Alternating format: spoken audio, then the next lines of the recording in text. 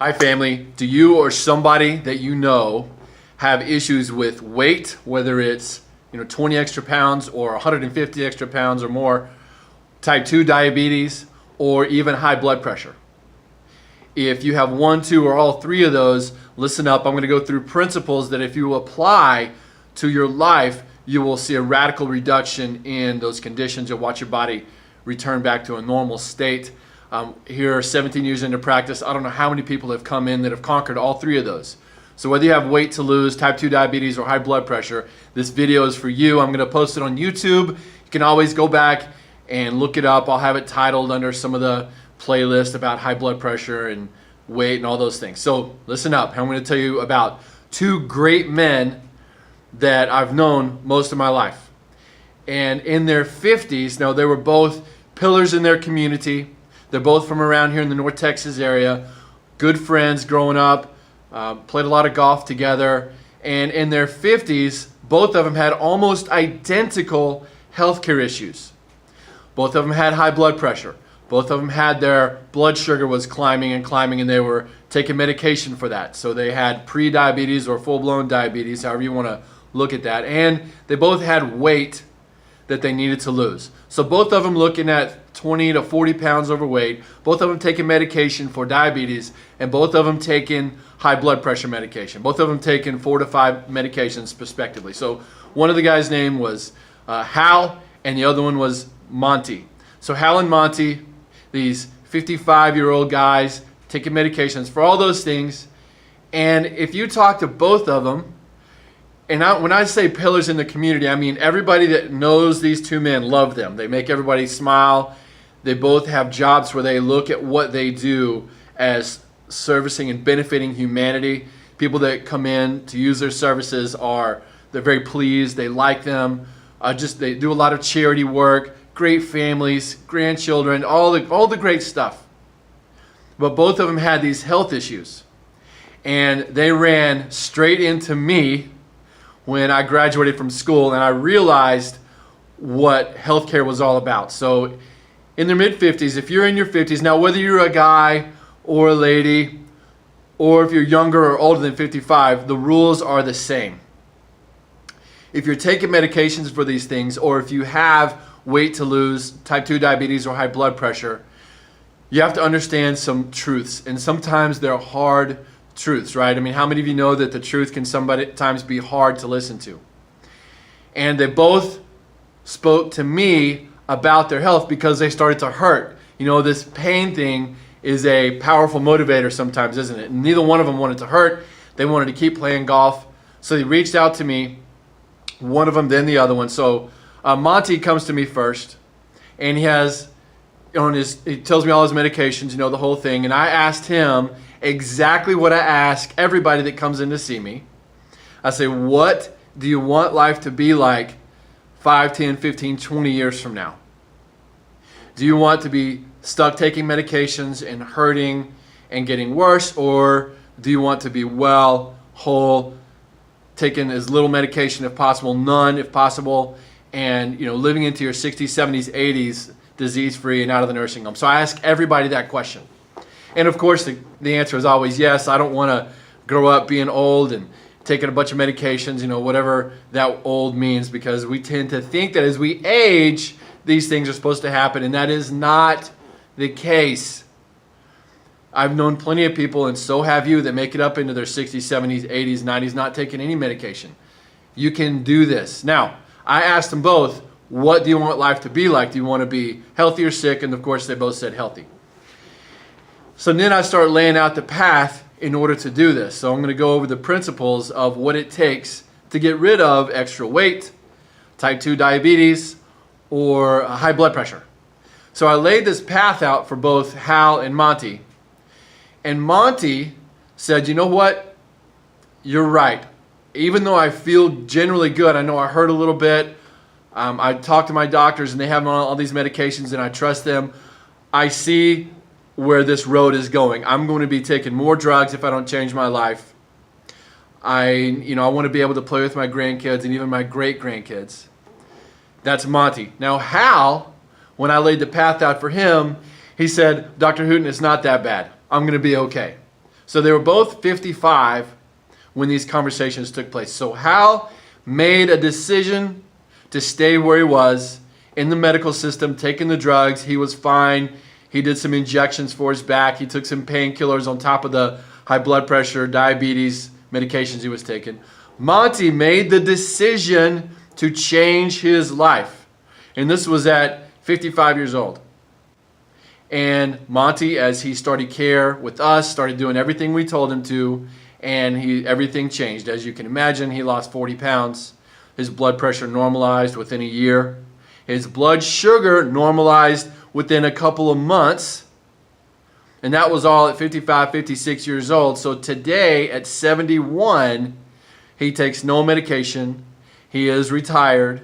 He plays with his grandkids. He plays all the golf he wants. And he's generally loving life. He now found a new thing to do with his time, more service-oriented. He helps people who need to have a service dog. He helps train the dogs and get them ready for helping people that are disabled. Hal, unfortunately, did not change anything. And today he's taking more medications. And now because the diabetes went its course, because he didn't change his lifestyle, he didn't do anything we told him to. He did what the doctors told him. See, the doctors don't even know how to tell you how to eat. The medical mindset is not about nutrition. Therefore, they don't study, most of them don't study what real nutrition means. They can't tell you how to eat. And I've been in the hospital with diabetics in the ICU, and the hospital, the nutritionists, the medics, everybody there had given these people Jell-O and pudding and all kinds of crap to eat, mashed potatoes. You can't do that if you want to beat diabetes. And Hal stayed there listening to his doctors, and consequently, it's very predictable, things got worse. He put on a lot more weight over time. He started hurting more. I would get updates from his friend that was coming here, and he lost toes. Now he's lost a foot. He's not able to play golf. He's 70 years old and completely fallen apart. You can imagine what this has done to his family. And I feel bad because I did not tell Hal what his life was going to be like. I didn't get his attention. And I'm telling you that. What do you want your life to be like 10, 15 years from now? If you stay in a system, a medical mindset system, where you're taking drugs or waiting for something to happen before you really do something about it. See, that's probably the biggest mistake I see people make, is they wait until a disease shows up, and then they're behind the 8 ball. Well, if you would, let's just, for example, I'm going to ask you this question. If you knew you were going to have a heart attack tomorrow, or a stroke tomorrow, or you were going to get diagnosed with Alzheimer's tomorrow, whatever the case, if you knew that was going to happen, but then somebody said it won't happen if you change what you're eating today, how many of you, if you knew you're going to have a heart attack tomorrow, how many of you know you would change what you were eating if you knew it was going to prevent that heart attack? I would.